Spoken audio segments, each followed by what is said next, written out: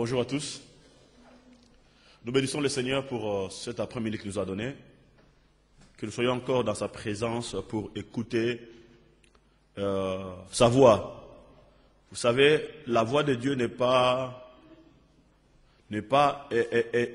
étrangère pour nous.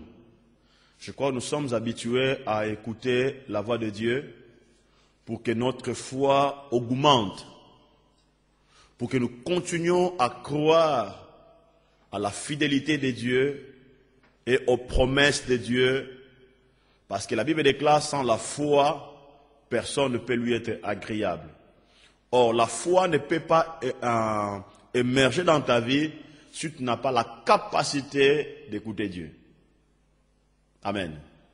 Or, on doit être sensible à développer notre capacité à écouter la voix de Dieu pour que nous puissions avancer avec le Seigneur. Je dois partager avec vous un message très important qui va changer notre manière de bouger avec Dieu ou de voyager avec Dieu dans ces temps de chaos, dans ces temps de crise. Je partage avec vous sur la souveraineté de Dieu pour notre futur, la souveraineté de Dieu pour notre futur. Amen. Et bien aimé, notre but ultime doit être le futur ou la fin. Parce que la Bible déclare, c'est la fin qui couronne toute chose. Vous savez que le monde est en train d'avancer ou d'aller vers la fin. La Bible dit ceci, Jésus revient bientôt. Amen. Nous devons vraiment nous préparer, être prêts, parce que la Bible déclare, seul le Dieu détient l'autorité du jour et de l'heure par laquelle que Dieu va apparaître. Mais il nous a donné des signaux pour que nous puissions nous positionner prophétiquement par rapport à ces signaux-là. Et les signaux que Dieu nous a donnés, ça augmente notre foi et ça sécurise notre foi pour que nous puissions avancer avec joie et paix vers le finish. Mais vous ne pouvez jamais être dynamique dans ce temps de la fin si vous n'arrivez pas à comprendre la souveraineté de Dieu. Amen. La souveraineté de Dieu est le point le plus important à comprendre ou à saisir dans notre vie. Sinon, si tu n'arrives pas à comprendre la souveraineté de Dieu, tu diras un jour, Dieu m'a décidé. Or, Dieu ne déçoit personne. Tu diras un jour, l'Église m'a décidé. Or, l'Église ne peut pas décevoir une personne. Tu diras un jour, le pasteur m'a décidé. Or, un pasteur ne peut pas décevoir une personne. Si on est mal positionné à comprendre la souveraineté de Dieu, tu vas taper à côté. Surtout par rapport à tout ce qui se passe dans le monde aujourd'hui. Et j'ai suivi dans une interview au Rwanda, lorsqu'il y avait le génocide, quelqu'un a dit, où était Dieu pendant que toutes ces choses se passaient? Amen. Un jour dans mon pays, en Angola, un policier m'a dit, si réellement Dieu existait, il ne pouvait pas avoir de la guerre. Alléluia. Or, quelqu'un qui arrive à déclarer ce langage, il est ignorant de la souveraineté de Dieu. Parce que c'est Dieu qui a le vouloir et le faire. Vous allez comprendre cela lorsque nous allons lire la parole du Seigneur. On va lire Ésaïe 55, versets 8 à 11. Bien aimé, j'aimerais vous dire ceci. Notez bien, cet enseignement d'aujourd'hui va changer toute ta vie. Amen. Va changer ta manière de voir le futur ou de voir la fin. Ça va changer ta manière de voir ta propre vie. Ça va changer ta manière de voir ton mariage. Ça va changer ta manière de voir ton environnement. Ça va changer. Ésaïe 55, verset 8 à 11. 55, oui. 8 à 11. Je lis la parole du Seigneur. Car mes pensées ne sont pas vos pensées, et vos voix ne sont pas mes voix, dit l'Éternel. Autant les cieux sont élevés au-dessus de la terre, autant mes voix sont élevées au-dessus de vos voix. Mes pensées au-dessus de vos pensées. Comme la pluie et la neige descendent des cieux et n'y retournent pas, sans avoir arrosé, fécondé la terre et fait germer le plante, sans avoir donné de la semence au semeur et du pain à celui qui mange. Ainsi en est-il de ma parole qui sort de ma bouche, et ne retourne point à moi sans effet, sans avoir exécuté ma volonté et accomplir mes voies. Lisons Psaume, verset 8, 5 à 9, et puis nous allons tomber sur le verset tellement puissant dans le livre de Genèse. Là, on va les lire. Psaume 8, verset 5 à 9. Psaume 8, 5 à 9. Psaume 8, verset 5 à 9. Je lis la parole du Seigneur. Qu'est-ce que l'homme pour que tu te souviennes de lui? Le Fils de l'homme pour que tu prennes garde de lui. Tu l'as fait de paix inférieure à Dieu. Tu l'as couronné de gloire et de magnificence. Tu lui as donné la domination sur les œuvres de tes mains. Tu as tout mis sous ses pieds, les brebis comme le bœuf, les animaux de champ, les oiseaux du ciel et les poissons de la mer. Tout ce qui parcourt le chantier des mers. Amen. Écoutez, dans le livre des Psaumes, on est en train de nous révéler quelque chose de très puissant. La Bible dit ceci, Dieu a dit ceci. Qu'est-ce que l'homme pour que tu te souviennes de lui? Le Fils de l'homme pour que tu prennes garde de lui. Qu'est-ce que l'homme pour que tu te souviennes de lui? Qu'est-ce que l'homme pour que tu prennes garde de lui? C'est un verset très puissant qui est en train de démontrer la grandeur de l'amour de Dieu. Un verset tellement puissant, parce que ce qui préoccupe Dieu, c'est l'état de l'homme. Dieu n'a pas besoin que l'homme puisse se perdre. C'est pour cela que Dieu a mis les moyens nécessaires pour récupérer l'homme. Nous le voyons dans le jardin d'Éden. Lorsque Adam a péché, Dieu a mis les moyens nécessaires pour récupérer l'homme. Parce que Dieu a besoin de l'homme, parce que l'homme est tellement important dans la pensée de Dieu pour exécuter la volonté de Dieu sur la terre. Je disais à un frère, je n'ai pas été créé pour prêcher. J'ai été créé pour être manager. C'est pour cela que tout le monde dans l'église est appelé à être manager. Entre parenthèses, beaucoup d'églises se détruisent aujourd'hui parce que les gens ont tellement la passion de prêcher, mais les gens n'ont pas la passion de devenir manager pour gérer les choses de Dieu. Or, si les gens prennent conscience qu'ils sont des managers, qu'ils sont là pour gérer les ressources de Dieu, on verra l'environnement va changer. Et d'ailleurs, j'aimerais vous dire ceci, Dieu est en train de se souvenir de l'homme. Dieu est en train de prendre garde de l'homme. Parce que tout ce qui arrive sur la terre, des crises économiques, sociales, climatiques, tout ce qui se passe, ne peut pas nous effrayer. Ne peut pas nous effrayer. Parce que Dieu est en train de vous amener, de m'amener vers le salut. Parce que pendant que la crise est en train de prendre place, Dieu est en train de se souvenir de toi, et Dieu est en train de prendre garde de toi, afin que ses promesses, sa parole, s'accomplissent dans ta vie. C'est pour cela que tu dois changer ta manière de voir le ténèbre qui est en train de prendre place sur la terre. Et la Bible dit ceci, tu l'as fait de paix inférieure à Dieu. Hein? Tu l'as fait inférieur à Dieu. Que cela ne vous choque pas.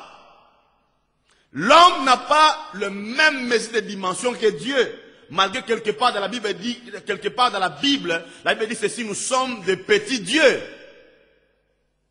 Quelque part la Bible dit, ne savez-vous pas que vous êtes des dieux, mais des dieux inférieurs au Dieu souverain, au Dieu glorieux.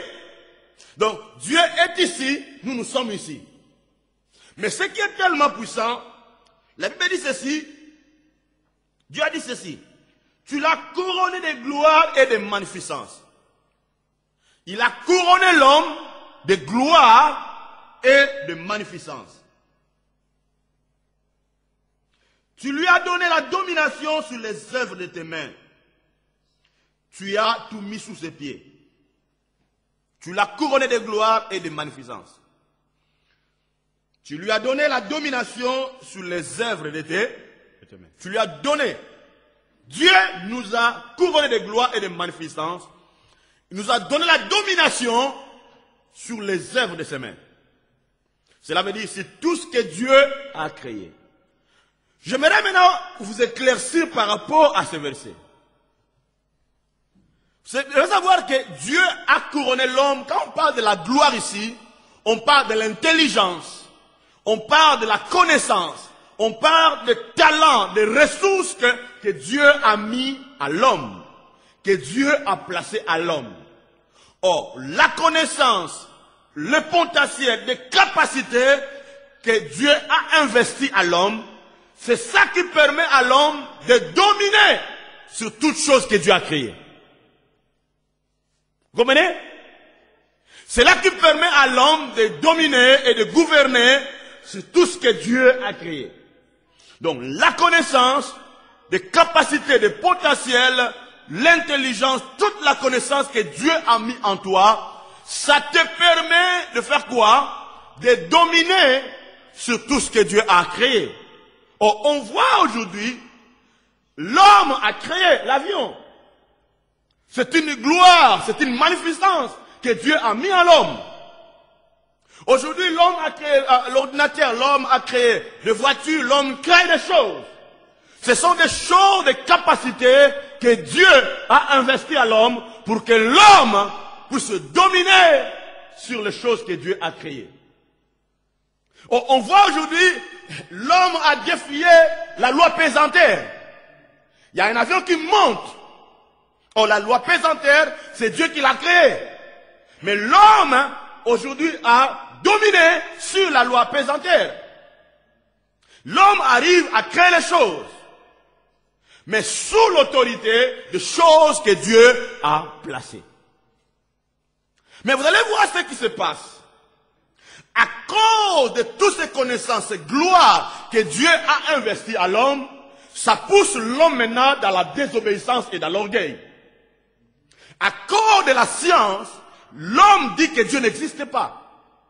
Or, quelque part dans le livre des Psaumes, la Bible dit, l'insensé dit que Dieu n'existe pas. Or, un insensé, c'est celui qui ne reconnaît pas la grandeur de Dieu ou le potentiel que Dieu a investi à lui. Maintenant, qu'est-ce qui se passe maintenant? À cause de la position de l'homme, Dieu a commencé maintenant à confronter la sagesse ou l'intelligence de l'homme. Dieu a commencé maintenant à déséquilibrer l'intelligence de l'homme. On voit aujourd'hui, l'homme n'arrive plus à contrôler les choses. Tous les systèmes sont sous le contrôle de Dieu. L'homme n'arrive plus à maîtriser la nature. On voit au Japon, ils ont mis un système de technologie très élevé de contrôler les tremblements de terre, de contrôler les ouragans, de contrôler les choses. Mais cette technologie-là n'arrive pas à maîtriser le tremblement de terre des choses de la nature. Pourquoi? Parce que c'est toutes ces choses-là, c'est Dieu qui l'avait créé.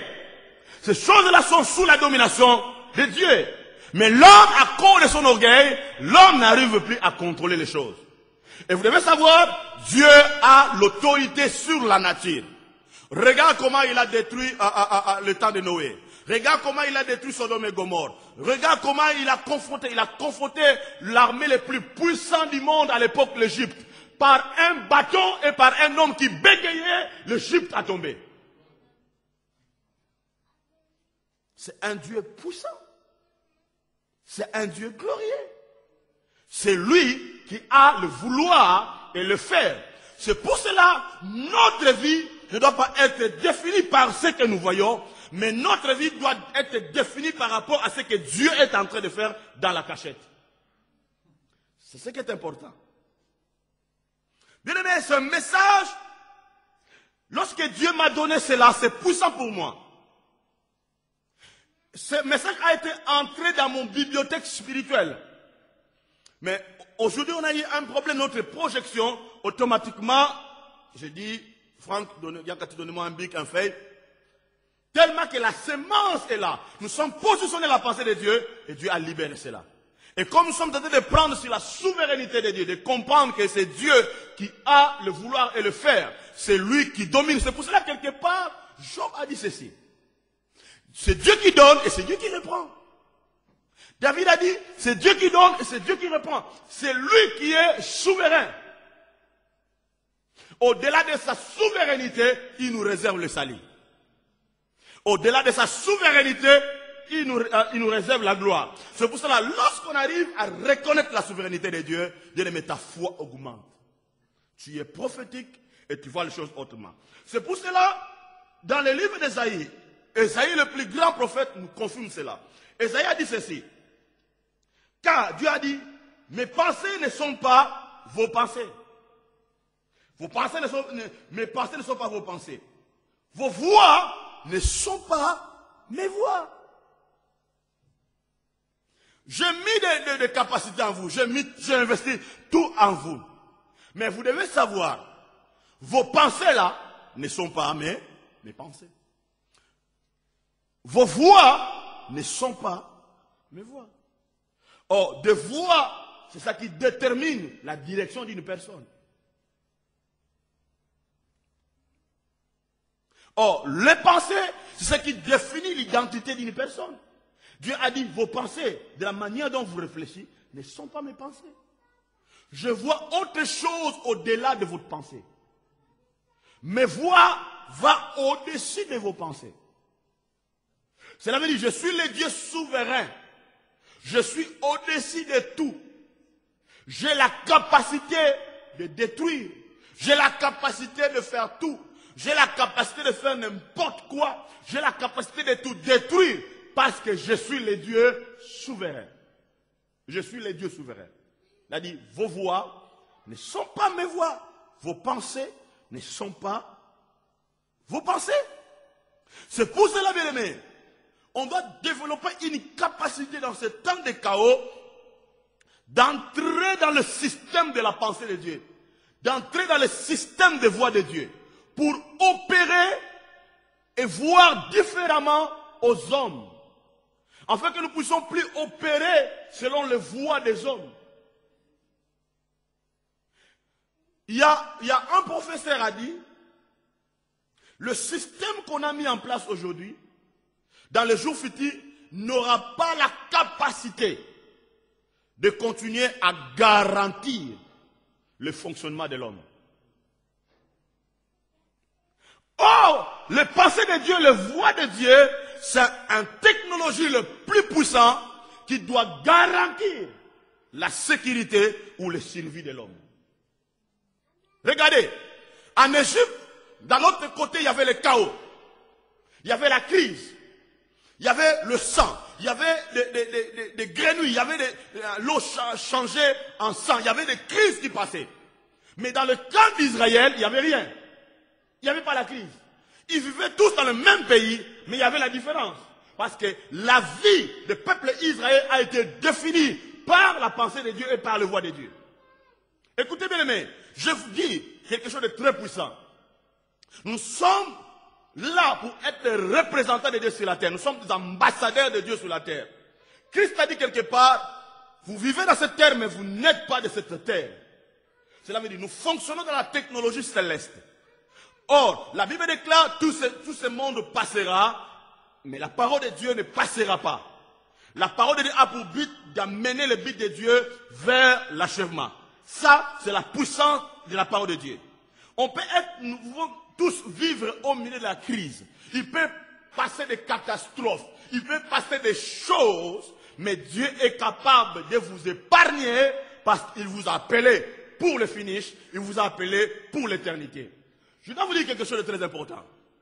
Souvenez-vous, bien-aimés, le jour où le type-là a tué les gens de la place Saint-Lambert, ce jour-là, c'était prévu. Mon fils David, il était là. Il était parti à la place Opéra. Franck, il devait être là. Cathy, il devait être là. Mais Dieu a épargné. Quand je parlais avec Franck, j'ai dit, Franck, ne soyez pas choqués. Reconnaissez la souveraineté de Dieu parce que c'est Dieu qui a le vouloir et le faire. Toi, tu es Israël au milieu de l'Égypte. Il peut y avoir des cris de l'autre côté, mais à toi, à côté de toi, il y a la sécurité. Car vous êtes appelés à amener le but de Dieu vers l'achèvement, parce que Dieu est en train de confronter la sagesse de l'homme et l'intelligence de l'homme. Comprenez? Ça, c'est Dieu. Et la Bible dit ceci, Dieu a dit ceci. Vous savez que pour ça, Dieu a dit ceci. Autant les cieux sont élevés au-dessus de la terre, autant mes voix sont élevées au-dessus de vos voix. Mes pensées est au-dessus de vos pensées. Écoutez maintenant.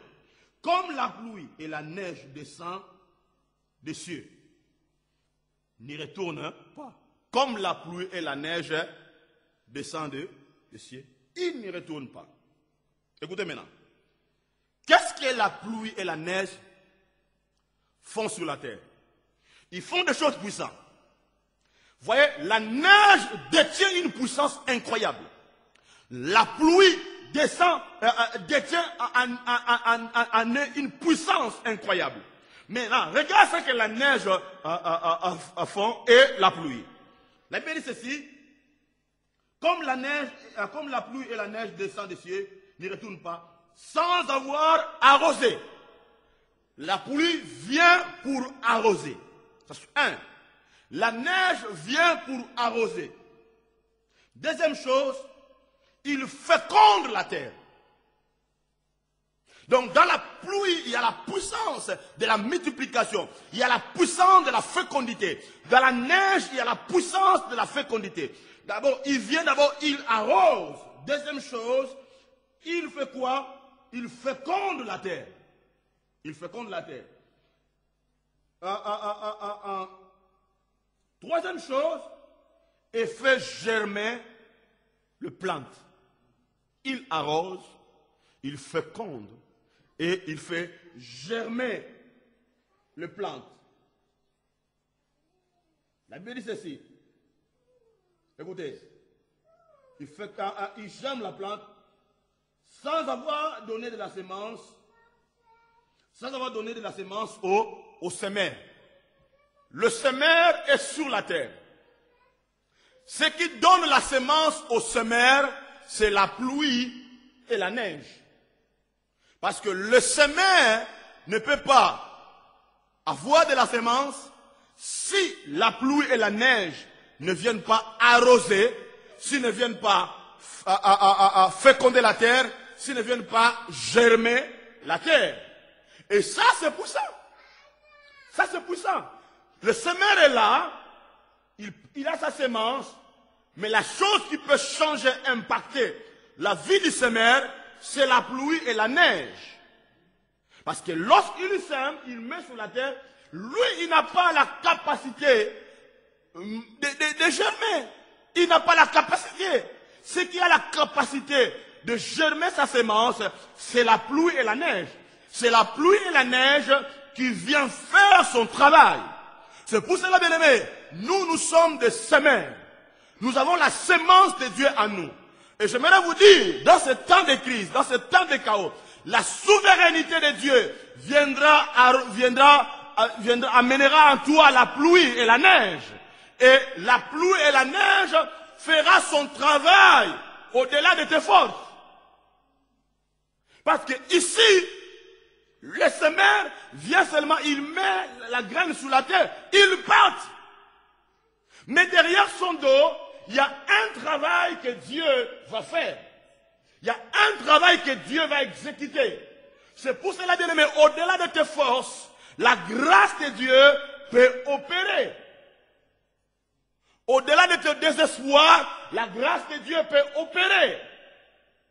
Alléluia. Et Dieu est en train d'accomplir sa pensée, sa souveraineté sur la terre. Et ça, c'est pour ça, bien aimé. Ça, c'est glorieux. Il y a un travail que Dieu est en train de faire dans les coulisses. Ne te désespère pas. Ne réfléchis pas comme tout le monde. Ce matin, j'ai regardé RTL. On a mis le truc sur la précarité. Comment, oh non, il y a les classes moyennes qui sont en train de souffrir. On parlait des choses là qui étaient négatives. J'ai zappé ça. Alléluia. Parce que Dieu est capable de faire, d'agir au-delà de ça. Parce que Dieu est en train de confronter le système. Dieu est en train de confronter la philosophie. Mais Dieu est en train d'arroser. Dieu est en train de faire quelque chose. Écoutez, ça va donner sa sémence. Fais germer, ça va donner la sémence au semeur. Du pain à celui qui mange. Du pain à celui qui mange. La pluie et la neige nous donnent du pain. La pluie et la neige nous donnent du pain. Ainsi est-il de ma parole qui sort de ma bouche, elle ne retourne point à moi sans effet, sans avoir exécuté et accompli mes desseins. Donc, la parole de Dieu a pour technologie, la parole de Dieu a pour puissance de venir accomplir le dessein de Dieu. Le dessein arrêté de Dieu. C'est ça, la parole de Dieu. Donc, chaque fois que Dieu nous parle, nous devons développer la capacité prophétique de recevoir cette parole avec une autre dimension. Parce que la parole de Dieu, lorsqu'il vient, il joue le même rôle que la pluie et la neige. Vous comprenez? La parole de Dieu, il joue un grand rôle. Il vient comme la pluie et la neige. Il vient pour exécuter le dessein de Dieu sur notre vie ou sur la terre. Et dans le temps où nous sommes en train de vivre la parole, tous les prophéties qui ont été déclarées, cette prophétie joue le rôle de la pluie. Cette prophétie est en train d'exécuter la volonté. Ce qui est puissant, la Bible dit, Dieu a libéré la parole, mais la parole a pour technologie puissance de venir accomplir la volonté de Dieu. Donc cela veut dire, lorsque je reçois la parole vient à moi, il est semé à moi. Cette parole a pour but d'accomplir la volonté de Dieu sur ma vie. Cette parole a pour but d'accomplir le dessein de Dieu sur ma vie. Car je suis un semeur et j'ai la sémence qui est le Saint-Esprit. Et là, lorsque la parole vient à moi, il vient pour changer toute ma vie, bien-aimé. Ça, c'est puissant et ça, c'est glorieux. Maintenant, il y a quelque chose qui a bousculé ma vie. On va le lire. Quelque chose qui a changé ma vie, bien-aimé, ça changera aussi ta vie lorsqu'on va le lire. La Bible, c'est un trésor incroyable. La Bible, c'est plus que la science. La Bible, c'est quelque chose de très puissant. Lisons Genèse chapitre 48, 13 à 22. Genèse 48, 13 à 22. Genèse 48, 13 à 22. Je lis la parole du Seigneur. Puis Joseph les prit tous deux, Ephraïm de sa main droite à la gauche d'Israël, et Manassé de sa main gauche à la droite d'Israël, et les fit approcher de lui. Israël étendit sa main droite et les posa sur la tête d'Ephraïm. Écoutez, soulignez le mot Ephraïm. Soulignez le mot Ephraïm. Quand on dit Israël, ici, Israël c'est Jacob, hein? Comprenez? Donc Israël, Jacob étendit sa main droite et le posa sur la tête d'Ephraïm, qui était le plus jeune. Soulignez le mot le plus jeune. Ephraïm était le plus jeune. Il posa sa main gauche sur la tête de Manassé. Ce fit avec l'intention qu'il posa ses mains ainsi, car Manassé était le premier-né. Il soulignait Manassé était le premier-né. Manassé était le premier-né. Écoutez, continue. Il bénit Joseph et dit, quel est Dieu en présence duquel ont marché mes pères Abraham et Isaac? Quel est Dieu qui m'a conduit depuis que j'ai existé à ce jour Que l'ange qui m'a délivré de tout mal bénisse ses enfants et qu'il soit appelé de mon nom et du nom de mes pères, Abraham et Isaac. Et qu'il multiplie en abondance au milieu du pays. Verset 17 maintenant. Joseph vit avec déplaisir que son père posait sa main droite sur la tête d'Éphraïm. Il saisit la main de son père pour la détourner du dessus de la tête d'Éphraïm et le dirigea sur celle de Manassé. Et Joseph dit à son père, pas ainsi mon père, car celui-ci est le premier-né. Pose ta main droite sur sa tête. Son père refusa et dit, je le sais, mon fils, je le sais. Lui aussi deviendra un peuple. Lui aussi sera grand, mais son frère cadet sera plus grand que lui. Sa postérité deviendra une multitude de nations. Il le bénit ce jour-là et dit, c'est par toi qu'Israël bénira. En disant que le Dieu te traite comme Ephraïm et comme Manassé. Il mit Ephraïm avant Manassé. Israël dit à Joseph, voici, je vais mourir, mais Dieu sera avec vous et vous fera retourner dans le pays de vos pères. Je te donne de plus que tes frères, une part que j'ai prise de la main des Amoréens avec mon épée, avec mon arc. Écoutez, ici, Jacob est en train d'accomplir quelque chose de très puissant. Jacob était entré dans une autre dimension de la fréquence le plus puissante de Dieu. Vous savez, Jacob se retrouve en Égypte. Mais j'aimerais d'abord vous expliquer sur le mystère de la souveraineté de Dieu. Vous savez, avant que Joseph arrive en Égypte, Jacob aimait beaucoup Joseph. Jacob avait créé une identité dans la vie de Joseph. Or, selon la souveraineté de Dieu, il fallait que Joseph se retrouve en Égypte pour accomplir la volonté de Dieu, parce que la parole a été libérée comme la pluie et la neige pour accomplir la volonté de Dieu ou le dessein de Dieu en Égypte. Et Joseph a été choisi pour accomplir cette parole ou le dessein de Dieu en Égypte.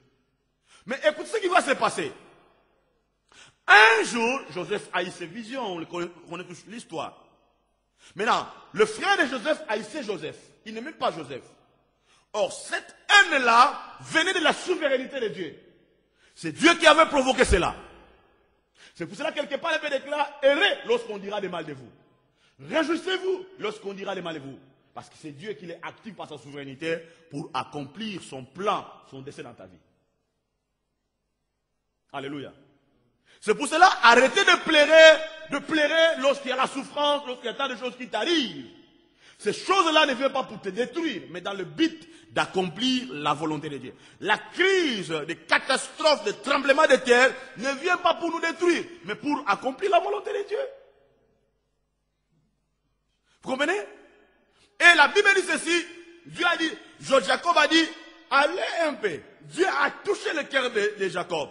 Dieu a mis un désir dans le cœur de Jacob d'envoyer Jacob pour aller voir ses frères. Mais écoutez, Joseph, il a obéi et il a commencé à partir.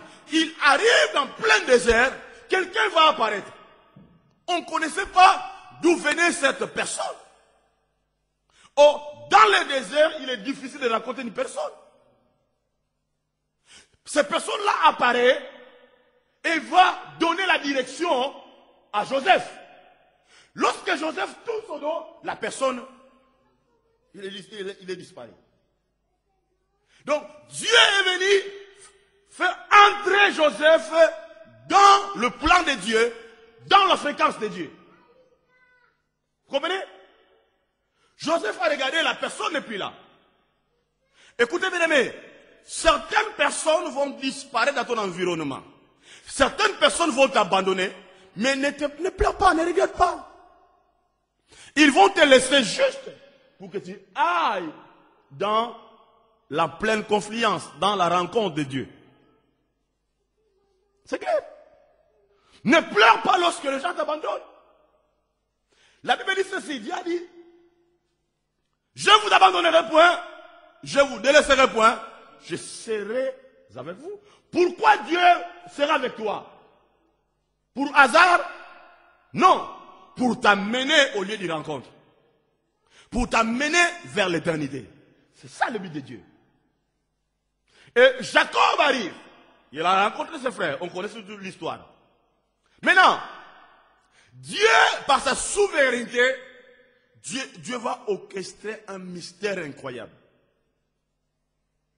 Qu'est-ce qui va se passer? Joseph, il est vendu. Il part en Égypte.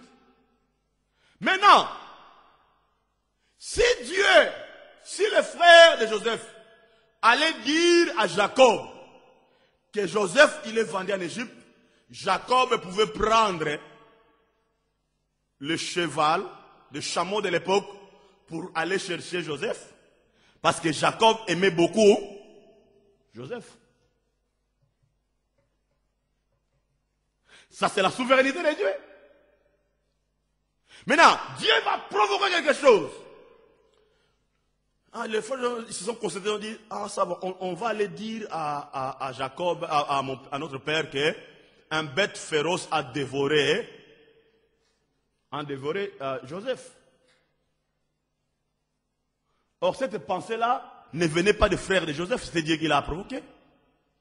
Parce que si tous les frères de Joseph allaient dire à Jacob, Joseph est mort, Jacob devait aller chercher la mort de Joseph. C'est clair. Il allait faire les démarches pour trouver le corps. Mais le frère de Joseph dit, un bête féroce a dévoré, il a déchiré Joseph. Et lorsque Jacob apprend la nouvelle, Jacob a commencé à pleurer. Dieu a fait disparaître Joseph dans l'histoire de Jacob. L'histoire s'est fermée. C'est fini. Ça, c'est la souveraineté de Dieu. Dans le but d'amener Jacob dans le lieu de l'accomplissement, là où la volonté de Dieu devait être exécutée. Là-bas, la mort s'est déclarée, mais de l'autre côté, Dieu a créé le chemin a créé la vie pour Jacob. Pour Joseph, pardon. Ça, bien aimé, c'est le mystère de Dieu. On doit comprendre la souveraineté de Dieu, comment Dieu opère. Dieu peut te faire passer dans des chemins, mais dans le but de t'amener seulement à la gloire. C'est ça. Lorsque vous arrivez à comprendre ces choses, vous devez changer votre manière de voir les choses, de penser. Quelque temps après, Dieu a voulu maintenant ouvrir la porte de la vie. Joseph arrive, il y a une famine qui s'est provoquée. Cette famine-là a été provoquée par Dieu, n'est-ce pas? C'est Dieu qui l'a provoquée. Et le frère de Joseph arrive en Égypte. Ils ont raconté Joseph. Maintenant, Joseph s'est présenté devant ses frères. Il a dit, c'est moi Joseph. Maintenant, ce qui va se passer, les portes de la vie s'est ouverte pour Jacob. Il y a eu maintenant la résurrection pour Jacob. Pour Joseph, pardon. Et Jacob arrive maintenant en Égypte. Il a vu son fils qui a été déclaré mort. Il l'embrasse. Et il plaira. Et de là, le deuil de Jacob a pris fin. Bien-aimés, écoutez-moi. J'aimerais vous dire une chose. Ton deuil, mon deuil, prendra fin. Alléluia. Ton deuil prendra fin. Il y a eu des deuils dans notre vie. Il y a des deuils de la crise, le deuil des maladies, des deuils de tant de choses qui arrivent, des catastrophes. Souvent, on pleure. Or que tu oublies que ton deuil bientôt va prendre fin. Ton deuil prendra fin. Car Dieu va t'ouvrir maintenant les portes de la vie. La Bible déclare, Jésus-Christ est le chemin, la vérité et la vie. Maintenant, regardez ce qui va se passer. Jacob arrive à la fin de sa vie et Joseph a eu 2 fils. Dans les fils de Joseph, il y avait Ephraïm. Ephraïm, il était le plus jeune. Et Manassé, il était l'aîné de la famille. Or, dans la traduction juif, je crois même africain, européen, souvent c'est l'aîné qui est l'héritier de la famille. Quand le père n'est pas là, c'est l'aîné qui va prendre la direction de la famille. C'est l'aîné qui va gouverner. C'est l'aîné qui mérite. Vous comprenez? Maintenant, Jacob a dit ceci à Joseph, amenez-moi tes 2 enfants. Lorsque les 2 enfants arrivent, parce que Jacob avait pour but de bénir les enfants de Joseph. Selon la tradition, il fallait que Jacob puisse bénir Manassé, mais non pas Ephraïm. Parce que dans l'ordre de la tradition, c'est Manassé qui méritait la bénédiction. Mais lorsque les enfants arrivent maintenant auprès de Jacob, Jacob va entrer dans notre dimension de Dieu. Jacob va voyager dans la dimension de Dieu. Jacob a compris que dans la dimension de Dieu, les choses sont inversées. Dans l'héritage de Dieu, ce n'est pas Manassé qui est l'aîné, mais c'est Ephraïm qui est l'aîné. Dans le plan de Dieu, dans la volonté de Dieu, c'est Ephraïm qui est le premier-né. Or, Jacob lui-même avait vécu cette expérience-là le jour où il était dans le ventre de sa mère. Quand Dieu a parlé à Rebecca, dans ton ventre, il y a 2 nations. L'autre sera plus forte et l'autre sera plus petit. Or, dans la dimension de Dieu, dans le plan de Dieu, c'était Jacob qui était l'aîné dans la tradition de Dieu, dans la tradition de l'héritage de Dieu. Ésaü était le deuxième. Et Jacob va entrer dans cette dimension-là, il va voir les choses comme ça. Qu'est-ce que Jacob va faire? Il a inversé les choses. Vous comprenez? Il a inversé les choses. Et Jacob, il a commencé maintenant à télécharger la dimension divine sur Ephraïm. Il a commencé à télécharger les choses. C'est pour cela qu'un leader doit développer la capacité d'entrer dans la fréquence de la dimension de Dieu pour télécharger les choses selon l'ordre divin. Et Jacob a commencé à télécharger la bénédiction. Il a entré dans la fréquence de Dieu pour commencer à télécharger. Il a commencé à déclarer les choses. Il a commencé à déclarer les choses.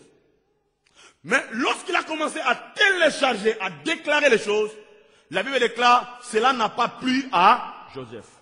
Parce que Joseph continuait à opérer encore selon la tradition. Il continuait encore à opérer selon les expériences humaines. Il était incapable de voir ce qui s'est passé dans la dimension de Dieu. Et ça, c'est le pensée de l'homme, ça, c'est le voix de l'homme.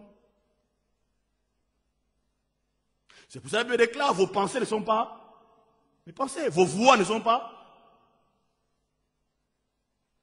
Ça, c'est Dieu qui opère. Verset 17, la Bible déclare, Joseph vit avec des plaisirs que son père posait sa main droite sur la tête d'Ephraïm et saisit la main de son père pour le détourner sur Manassé. Il a voulu faire quoi? Débrancher il a voulu suspendre le téléchargement.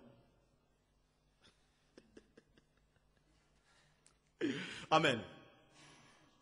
Il a voulu suspendre le téléchargement divin.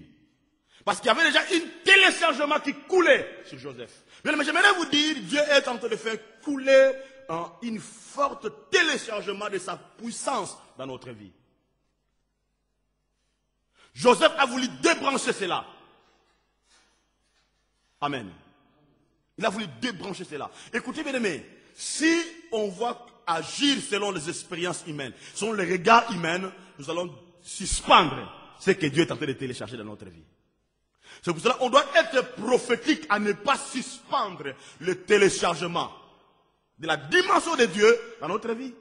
C'est pour cela quelque part Dieu a dit, ne vous inquiétez de rien, même de quoi vous serez vêtis. Parce que les inquiétudes, la peur, tout ce qui se passe dans nos vies peut suspendre le téléchargement. Vous comprenez? Dieu est en train de télécharger sa gloire. Cela n'a pas plu à Joseph, mais cela a plu à Dieu. Parce que Dieu a inversé les choses. Et j'aimerais vous dire une chose, bien-aimés. Vous êtes le premier-né de Dieu. Amen. Vous êtes le premier-né de Dieu. Quelle que soit la position dont tu viens dans ta famille. Mais j'aimerais te dire, dans la position dont tu viens, dans la dimension divine, tu es l'aîné.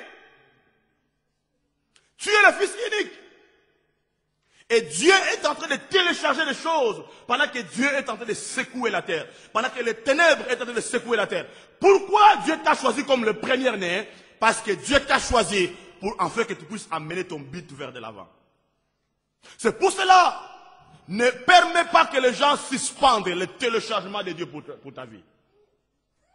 Ne permets pas cela. N'accepte pas cela. Refuse ça. Acceptez le téléchargement de Dieu. Crois au téléchargement de Dieu. Quelles que soient les difficultés, quels que soient les problèmes, continue à croire au téléchargement de Dieu. N'accepte pas que le monde suspende le téléchargement de Dieu. Ne permet pas le monde de situation puisse suspendre le téléchargement pour Dieu. Vous comprenez? Alléluia. Ne le permets pas, bien-aimé. Dieu est souverain. C'est lui qui a le vouloir le faire. Écoutez, un jour quelque chose arrive dans la vie de Job.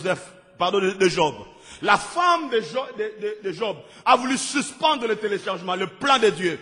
Job a réprimé la femme de Job. Mais à la fin, qu'est-ce qui va se passer? La Bible déclare quelque chose de très puissant va se passer.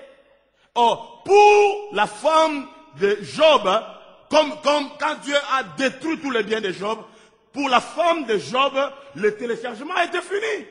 Or, le téléchargement continuait. Parce que ce qui détermine, c'est la fin du téléchargement. Or, lorsqu'on voit la fin du téléchargement, au Job chapitre 42, Job a dit, je reconnais que l'Éternel peut faire tout, et rien s'oppose à ses pensées. Et la Bible déclare, Job a récupéré sa position. Bien aimé, écoutez-moi, dans ce temps de la fin, il y a une onction qui coule dans notre vie. Laisse que la sagesse de Dieu, la puissance de Dieu, puisse continuer à couler au fond de ton cœur. Laisse que Dieu renouvelle ton intelligence. Laisse que Dieu change ta manière de voir les choses. Que le bon Dieu vous bénisse.